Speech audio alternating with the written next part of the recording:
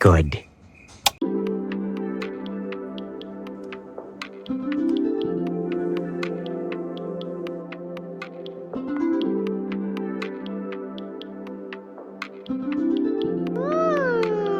What does this button do?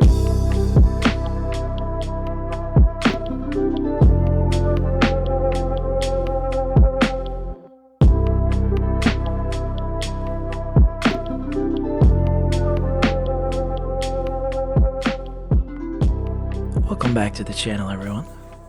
I'm Euphrame, and this is your go-to spot for tech reviews, streaming gear, PC components, and pro tips on how to level up your content creation and gaming setups.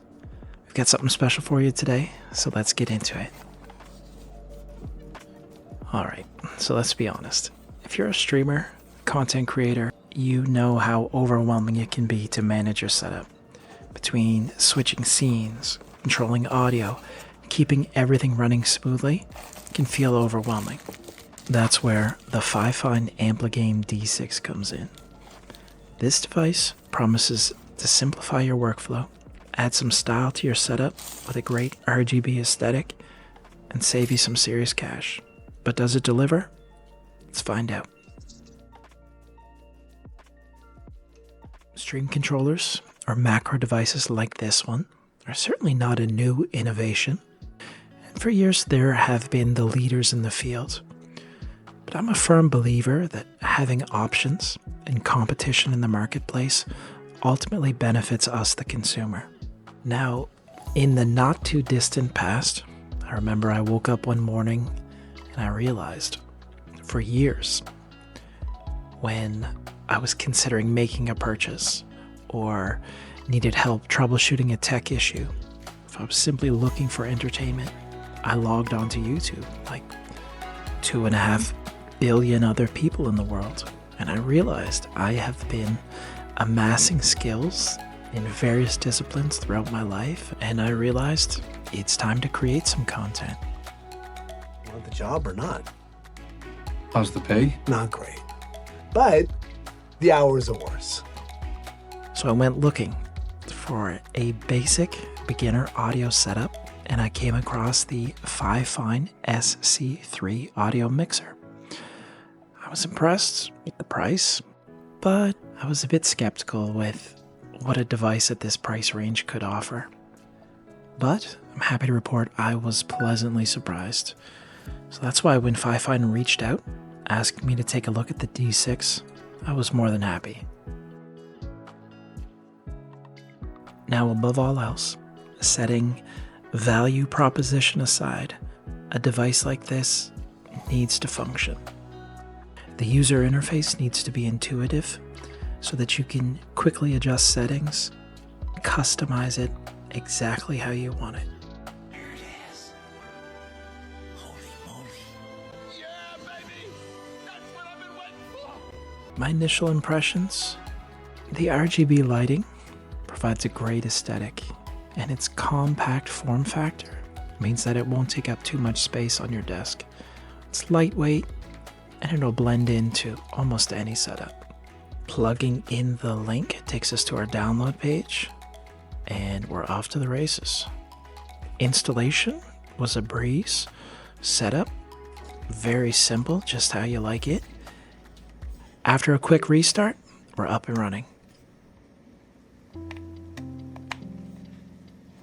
Now, for anyone who's familiar with some of the industry-leading products in this lineup, this interface will be familiar to you.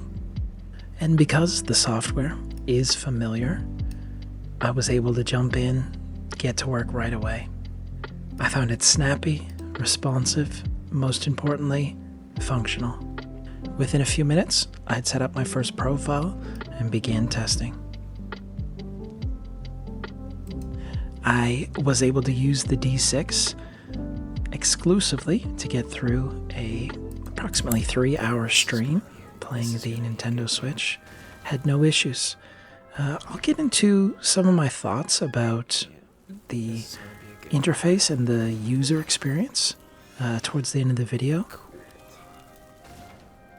This device passed the stream test with flying colors.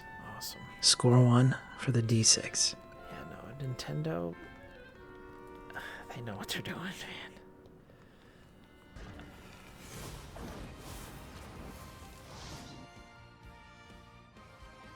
Next, I wanted to look at this device's versatility.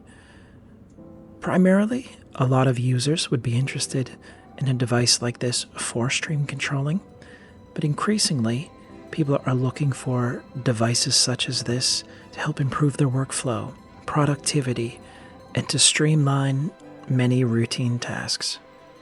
So here's what I found. Clicking on the blue icon in the upper left-hand corner opens this gateway to supported plugins and icons. The plugins, while not extensive, certainly hit all of the high notes, all of the major types of plugins you'd be looking for in a device like this. If you are familiar with the ecosystem of some other devices, you're not going to find the level of support or customization that you may be used to. That being said, there is enough here to get excited about and deliver the type of experience and functionality that you would need. All right, so what's the catch? Well, clearly, deliver a device with this type of savings opportunity, there needs to be some concessions made. My only major gripe with this device would be the actuation point of the buttons. Sometimes you can hit them in slightly off center and it may not actually register the key press. I think it's just the type of mechanism they used to still have the screen displayed. Of course, once you get used to using it, you sort of learn through muscle memory the right actuation point, but still, it's just a minor issue. That's your sweet spot right there. If they were to refine the next version, I would look at perhaps a different mechanism for that button actuation. So, who is this device for?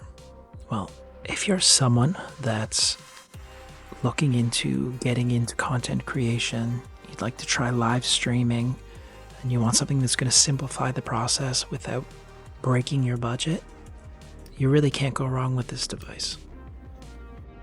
So, how will I be using it? Well, for me, the D6 is like a perfect sidecar. I'm running my mic preamps, some other critical functions through the Stream Deck Plus, and the D6 is a perfect complement. It gives me 15 extra keys.